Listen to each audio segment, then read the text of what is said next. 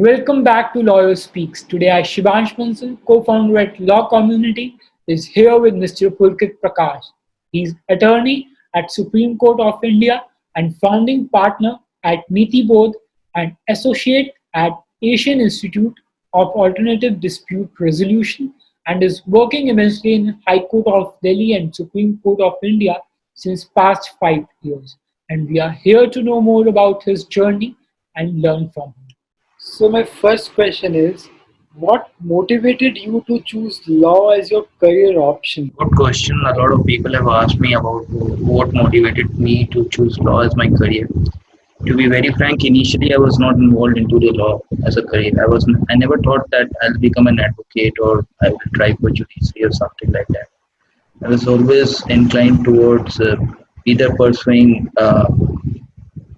genetic engineering or either pursuing let's say the aeronautical engineering. So those two domains were the prima facie domains of mine where I was at most interested at. Either I was wanting to become an aeronautical engineer or I wanted to become a genetic engineer. But then subsequently I realized that the kind of love I have for genetic engineering and the kind of love I have for the aeronautical engineering, the similar kind of hate I have for the science. So it was like that you love the engineering part, but you don't love the science part. And then it was like that this is not going to work. If you love the engineering part, you have to love the science part also. And in those days, whenever we used to come to Delhi or places like Bombay or anywhere else in the country, so every time we used to be properly instructed from the side of the house that do not reveal the fact that you belong to Bihar. You belong to the state of Bihar. Never ever reveal that fact. So we used to comply with that particular instructions given from the side of home. But then subsequently I realized that why should I not reveal the fact that I belong to Bihar or I have a home back at Patna, Bihar. And one day when I was in Delhi, I think that was in 2003, 2002 or 3. So I very frankly told that I belong to Patna, Bihar and I have come down from Patna, Bihar to so. And I was immediately mocked off for that fact that I belong to Patna, Bihar. And then I was subsequently mocked off again and again and again. And then I realized that there is something wrong with my place, and that is why people are mocking me out. Okay. And then I went back to my home and then I asked my father that what is this going on and why I'm being mocked for so and so reason. And he said that we have a bad history because of the political situation which is going on in this state. And that is why people don't like us. Or if they like us for some particular reason, otherwise. And then I was sitting at my home and I asked my father that let's presume that we do not belong to any religion. Let's say that I'm not a Hindu or Muslim or Sikh or Christian, whatsoever. So, being a Hindu, we used to read the Hindu textures, scripts. Had we been to some other religion, we have been reading some other text. What if we don't belong to any religion? Then he said that then also you will be reading one book, and that is Constitution of India. So that is how I bought D.D. Basu. At that point of time, I was in class 9th, I remember. So there is a small book of D.D. Basu which comes, which is the student edition. At that point of time, it was around 120 rupees. So I bought that book that was red in cover, and I read that book, and then I realized that this is what I wanted to become. I would like to become an advocate one day in my life, and would like to do social justice and so on and so forth. And that's how I ended up with this profession. What challenges were faced by you after passing your law degree? I'll not say that I have faced challenges just after passing a law degree. We faced challenges prior to becoming a law graduate also. So I was studying in Chanakya National Law University, and we were the third batch from the university. So not much was known about the university at that point of time, and we being the front runner of the university, and we being the front runner of alumni associations and so forth. So it was on us to make some name for the university and for yourself also. So we used to keep going for the internship and keep telling us that we belong to this university. There is a university which exists in some part of this country, and you should appreciate us also. And we faced a lot of trouble in terms of campus placement also. But fortunately, there were other opportunities also available, and we made a profile of our own. Every one of us, not just me, every one of us from my batch made some profile to some other job portals, be it the Naukri, Monster, and that's how we ended up with a job. So I ended up with a job at Trident Limited as an in-house legal counsel. And the very first thing I was asked about that, how much do you know about labor and industrial laws? And I was like that. Except for the fact that there is some acts, and we have read those acts to pass those examinations. There is nothing much more known to me in terms of labor and industrial laws. And then they said that by far now you must have been reading constitution, criminal law, civil law, and so on and so forth, and you have been going it by heart. But now you are into a manufacturing company, and now you have to read labor and industrial laws, and you have to read it by heart.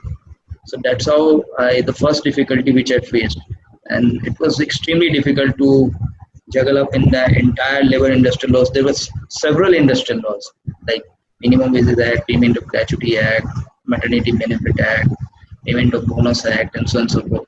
So I read entire act, then I made a compilation, went on to ask to my seniors. Then there were no seniors at the Bhopal location also where I was placed.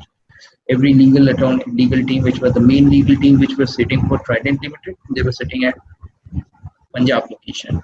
I was the only one who was sitting at Bhopal location, and I was supposed to take care of the entire MP location, MP, Chhattisgarh, Rajasthan, and Maharashtra. So faced a lot of difficulty because I was new, there was no one to guide, and I was not known to the fact that what is the actual difference in between the theoretical part of law and the practical part of law. And that made a lot of chaos for me also. Similar difficulty happened when I left that job and came to practice, and I started working along with the senior advocate. There were very few things which when I'll just give you some uh, laughing stock of stories, like for example, my clerk asked me to file PF in Delhi High Court, and I was like that PF stands for Provident Fund, because I was coming from in-house legal counsel. So for me, PF stands for Provident Fund, and I was like that. Why is it required to file Provident Fund in Delhi High Court? Makes no sense at all. And for the next 3 days, I just kept on avoiding those questions. Have you filed a PF? Have you filed a PF? And I was like, finally, I came up and I asked my clerk that why is it required to file PF in Delhi High Court? How does it make sense? Then he said that no, PF stands for process fee. PF doesn't stand for Provident Fund in terms of Delhi High Court. So these are the kind of small mistakes which I kept on doing in terms of litigation. I kept on doing in terms of in-house counsel also, because not being very practical in terms of knowledge, and those kind of knowledge was not there being provided to us in the university. So that made a lot of difference. And I think that had we would have been told and had we would have been taught in that manner, then we would have been sealed very easily. But that didn't happen. We struggled a lot, learned a lot, then implemented it, then again struggled. Something new came up. Every time something new came up as a fact or as a law, we have to study, and then we have to struggle, and then we have to be scolded by the senior that ye bhi nahi aata, what have you read in your university? You are not known to this also, you are not known to that also. So I'll say that difficulty, yes, there was a lot of difficulty in terms of being made known to the university, being made known to yourself also, and being made known to on the practical purposes also. So, do you think co-curricular activities play a very important role in shaping growth of a law student? That's a good question. So there are two factions who will say that no co-curricular activities will not say. There are many friends of mine who are my batchmates, and if you'll go and interview them, they will say that you focus on your studies, do not do anything else. Get your facts cleared, get your laws cleared, and then clear your paper and end up with a good law firm. That suggestion will come from their side. But if you'll ask my opinion, I'll say that yes, co-curricular activities matters, and it matters like a lot. It matters like a lot. Reason being, uh, one, that it helps you to prosper yourself as a personality. It really helps you out. It really helps you out, and it really helps you out to a manner that you may feel like that. Yes, I can make something of my own, or I can face this world, right? Like, let's take it for example that you have been asked to lead some group, some campaign, something like that. If you haven't done and any any far stories of your life back in your history, then you will feel afraid of doing that. You will definitely feel afraid of doing that. You will definitely feel afraid of taking responsibility, leading it from the front. But if you have done it from the on the co-curricular activities, you'll say that okay, fine, good enough, I'll do it, no issues. So, but then there is one issue which every student do by mistake or by intention, is like every student tries to participate in every sort of co-curricular activities. That I think that is not practical, and that should be avoided, because reason being that every co-curricular activity is more or less meant for only one thing, and that is your personality improvement. If you are good at one thing, that means you have already developed your personality. You have already made up a mark of your score, and you are there with yourself, that wherein that if you've been asked to take a responsibility for something, for some purposes, you will happily do that. You will happily do that. So I'll suggest to my coming juniors, like, if you're good at do moves only. If you're good at debates, do debates only. If you're good at writing, do writing, but then also do something which is extempore, either the debate one, or the moot one, or the MUN one, or whatsoever. So if you're trying to combine more than one extracurricular activities, then combine at least one on the writing side and one on the faces side, wherein you have been asked to make a presentation of your own on any subject or any campaign or whatsoever. So if you ask me, my personal opinion is yes, curricular activities matters a lot. Can you enlighten us about the role of a legal advisor? The domain which we have as an in-house legal counsel is absolutely different from the domain which we have as a litigation counsel, as a litigating personality, or the person who is representing the matters before the court of law. So, as an in-house counsel, you're supposed to take care of the very first thing which you're supposed to take care of the business. Whatsoever business your company is doing, you have to make sure that you are known to every law, every notification and circulation of that business. Let's take, for example, if you're into a banking institution, you are supposed to know about every BFSI law, banking, finance, securitization, insurance laws, right? Then you should know the notification circulars, whatever is coming in there. 1, 2. Then you keep on updating your notes. Like, let's take for example that Supreme Court of India has passed so and so order in terms of NPAs, or the Supreme Court of India has passed an order in terms of securitization, or the Supreme Court of India has passed an order in terms of cash reserve ratio, whatsoever. You keep taking note of those. You keep implementing it back at your home. Back at your home means back at your company. You keep telling the company that, look, this law has come up with this sort of flavor. Now you are supposed to adopt this flavor because of the notification or the judgment or the circular or the new act which has been passed. One thing, which is the prima facie job of an in-house legal counsel.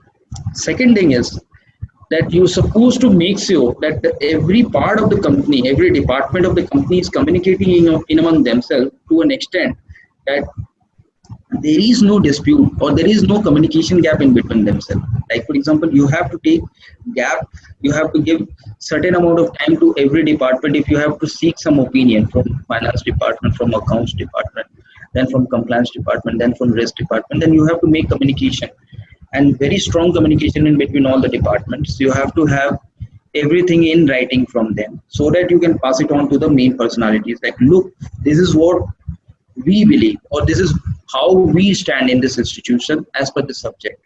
Now you're supposed to deal this matter before the court of law on so and so, so and so, and so and so basis. If you have to save us, you save us. If you have to, if the court of law has asked to give our opinion before the court of law. This is our opinion. You present it before the court of law. So that is second thing which you have to make sure as an in-house legal counsel, wherein that is the communication part. The communication coming from your home, which is one institution, and the communication which is going before the court of law. That goes as it is, and that should reflect that you are in compliance with the code of law or the law which is prevailing in the country. Third is that you keep on notifying the institution per se that look, this is how we are doing the business, and these are the process 1, 2, 3, 4, 5 which we are doing to get this business done. If we can curtail this business from 1 to 5, from the steps number 1, 2, 3, 4, 5 into 1, 2, 3, 1 or 2 or only in 1, then we'll be able to save time, we'll be able to save money, and then the entire process will get smoothed up and so on and so forth. So you are supposed to tell the institution on that aspect, or you're supposed to guide the institution on that aspect as well, that yes, this is how we are supposed to do the business, this is how we are supposed to curtail the burdensome process of the institution which we are going through. So these are the basic 3 things which is there with the institution as an in-house legal counsel, which you should do, and I think you must do. Like, one is like know the law for the business in which you are in. 2, have a very strong communication back at your home plus in front of the court of law. And 3, that keep on advising the institution that this is how you can curtail the entire process, you can sort it out, and then you can increase the time, decrease the time limit which has been consumed to complete the entire process, and can save money and do other things as well. Could you share your experience as an associate in Asian Institute of Alternate Dispute Resolution? So not much has been done on the as an associate level for the Asian Institute of Alternative Dispute Resolution. That level, AIADR has come up into its existence in the past 2 years itself, and we have been front runner of this institution to make this institution a successful one. And then there was some controversy also involved back at Singapore and Malaysia. Then that was solved out by the people who were there in the institution.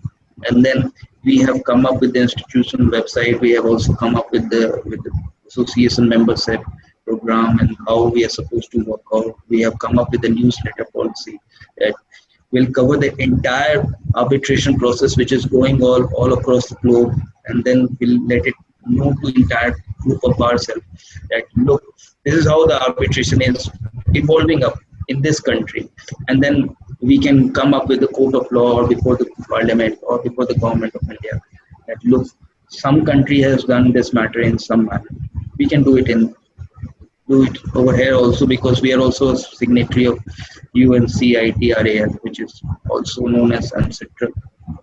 So these are the things, but I'll say that to comment at this point of time about AIADR will be too early.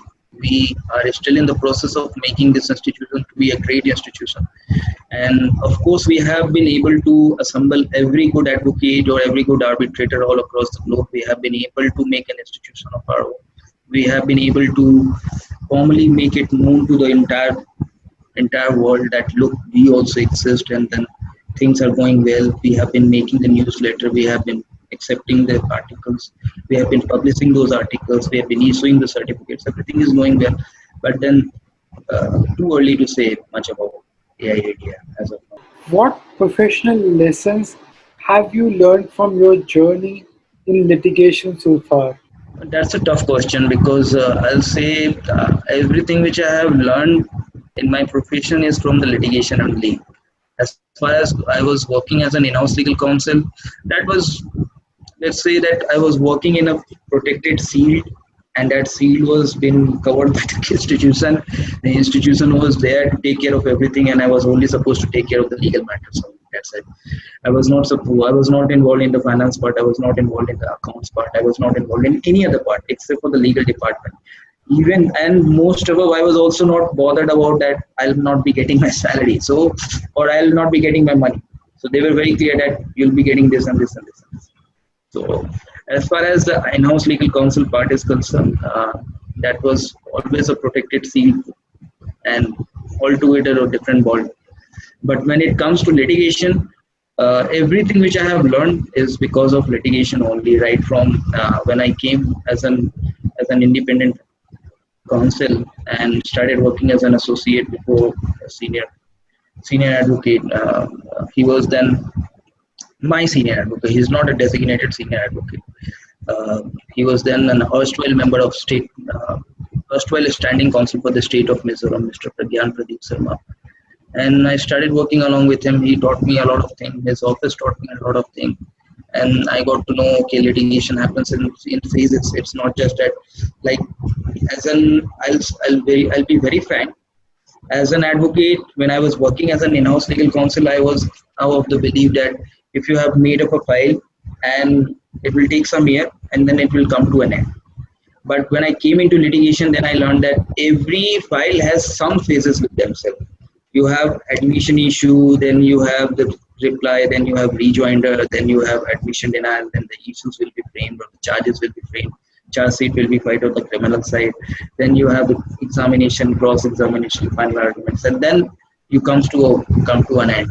And every phase has something which is there to be taken care of, and you have to be very cautious about that. You have to learn about that. You have to implement those steps on a perfect basis so that orders come in your favor. Or even if they don't, at least some favorable things come on your side, so that you can go and say that, look, we could not get this, but we have got this. We could not have got this, but we have got this, and this will suffice us. So everything which I have learned in my litigation profession only. And especially once I have gone independent, then I realized that how difficult it is to survive in this field. You are supposed to take care of every aspect of this profession. You are supposed to be before every court, and let it be the SDM court or be the family court or criminal court or civil court or high court, supreme court, tribunals, appellate tribunals. Whatever file is coming, you take it, go read back at your home, then come back to your office, then again type it out, make a petition of its own, and then file it before the court, represent it as per the law on a perfect note, so that the client gets satisfied out of your work. So these are the as basic aspects of the law which I have learned as an advocate, both at the places while working as an associate along with Mr. Pragyan Pradeep Sharma, or while working as an independent counsel. How did you achieve success in so many such diverse areas of law? I will not say that I have achieved a lot of success in so many diverse areas of law, but then if you wanted to count me to be a successful advocate, I'm glad that you're counting me as a successful advocate. But yes, I'll say that this was not because of the rigorous effort which I have given it to my profession. Rather, it was because of the necessity. When I came as an independent advocate, I was of the opinion that I'll only practice on the labor side, because I have worked on the labor side. I have worked on the industrial side. I have also worked on the corporate side along with Mr. Pragyan Pradeep Sharma. I have worked for the state of Mizoram, or for the government institutions and public sector unit. So I was pretty sure that the arbitration, labor industrial laws, corporate commercial laws, these are the laws which I am pretty well aware of, and I can take care of it. And I'll do in these sort of profession, I'll take care of these sort of files only. But then soon I realized that this is not going to work. If you have to survive, then the first priority is to survive. And if you have to survive, then you have to take care of all the laws, all the files, whichever is coming to your way. Take it, do it, and survive. Once you have survived this profession, then you will be able to do something else in the profession. Then you will be able to come and say that, okay, now I'm not going to take up this file. Now I have a pick and choose option with myself. I'll pick a file of my own and then I'll do it. But in the initial phase of your time, whatever file is coming to you, if you have to survive in the profession, take it, do it, and get the money and feed yourself and your office. So that's how we came up with the entire domain of the law. And we, at that point of time, when I came independent as an independent counsel, I was in such a bad phase and such a bad state that I also agreed to make PAN cards of people. I said that no issues, I'll make PAN card for you. No issues, I'll make TAN card for you. I'll get your company registered. I'll get your partnership deed registered. I'll get your stamp paper, stamp duty paid, and so on. So every small work which you can think of in this profession, which normally people leave it for the clerk, I have done it. Or which normally people leave it for some shopkeepers, I have done that also. Just for the fact that I wanted to survive in this profession, and having no godfather or having no prior background in the profession made it much more difficult for me. Delhi was not my own city, so I was not getting help from my family also. In terms of relationship, like my father will come and say that my son has become an advocate, you can go and take counsel, take advisory from him. That is also not happening in the city Delhi because I do not belong to them. So it was like, ठीक है, whatever is coming, do it. Whatever money you are getting, take it. But you must survive. Anyhow, you must survive, and then you can come up with files which is in relation to civil side or in relation to criminal side. Then you can come in the appellate also, then criminal also, and then so on so forth. So that's how we start out. Then we grew to a level that we end up with SDM court. Then we grew to further level, ended up with trial courts. Then from trial court to civil court to high court to tribunals to appellate tribunals, and then Supreme Court. That is how we ended up with the entire journey and came up to Supreme Court. And I'm glad that I was able to survive all this phase. Explain your work and objective behind the founding Niti Board. That's a good question. I'll say why. I'll be very frank about why I established Niti Board.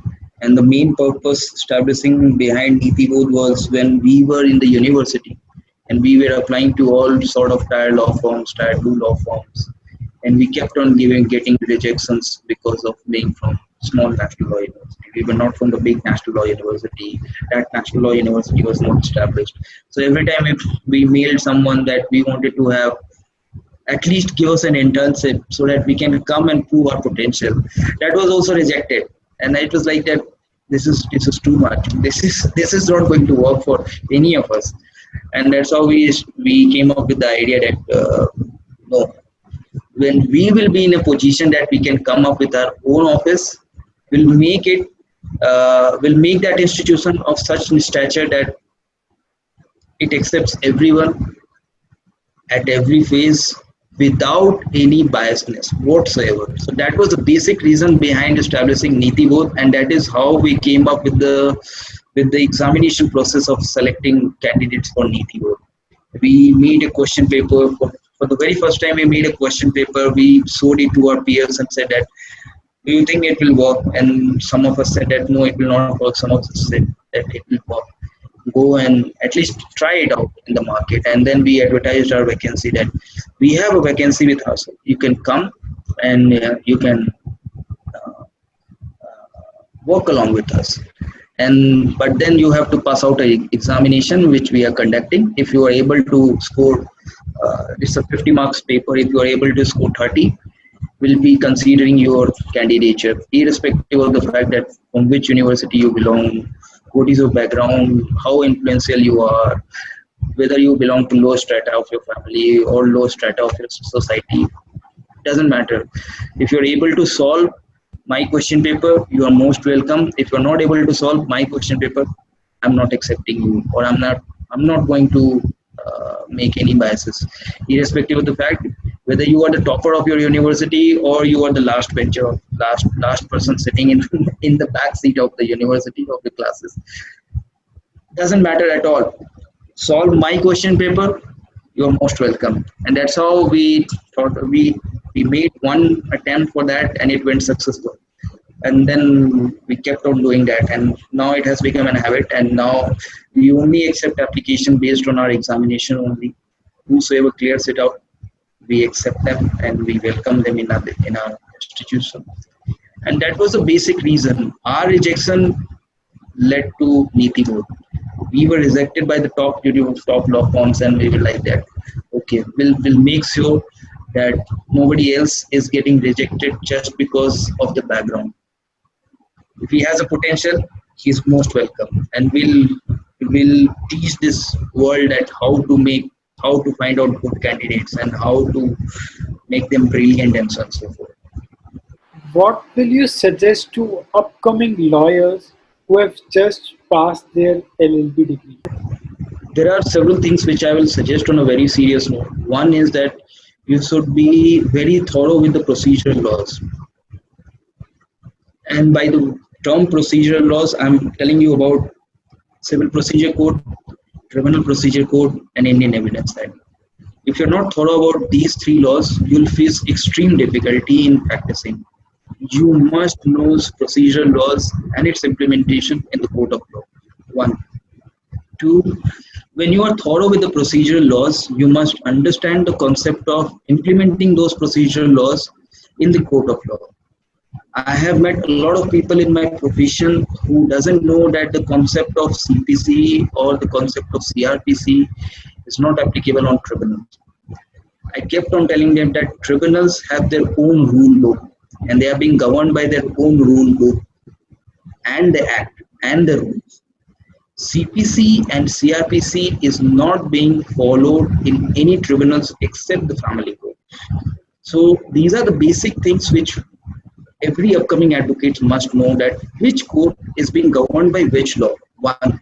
Two, what are the principles of law in terms of procedural, be it CPC, CRPC, or Indian Evidence Act. That was the second point. Three, you must know which court will entertain what sort of matter. There are people who have filed rent issues in the civil court, and then there are people who have suggested their candidates that you must file, there is a contract, breach of contract, and then people will say like, ठीक है, you go and file a 420 application of 420, 415 before the police station. That do not work. If there is a civil dispute, you must contest that civil dispute in the civil court. If there is a criminal dispute, then you must contest that dispute in criminal court. Similarly, if there is a dispute in relation to banking, you must understand that that matter, if that matter is worth more than 10 lakh rupees, it will go to the tribunals. That will not come to the court. But then simultaneously, if there is a fraud involved into that matter, then that will not go to tribunal. That will again come to civil court. So you must know which matter will come to which court and how that matter will end up before the Supreme Court. These three things are the very basic things which I'll suggest every upcoming advocate to mug it up. Mug it like anything. Learn about the tribunals, learn that tribunals do not follow CPC and CRPC, learn how CPC and CRPC works in the court of law, which is the trial court, original jurisdiction, and which court entertain what sort of matter and how that matter begins from there and end up with Supreme Court. If you are able to figure it out, all of these, that means you have begun your journey very well. You'll make something of your own. Thank you so much, sir, for having such an amazing interaction with us. And I'm very sure this is definitely going to benefit a lot of young minds. And we are delighted to have a time with you, and law community is grateful for the same. Thank you so much.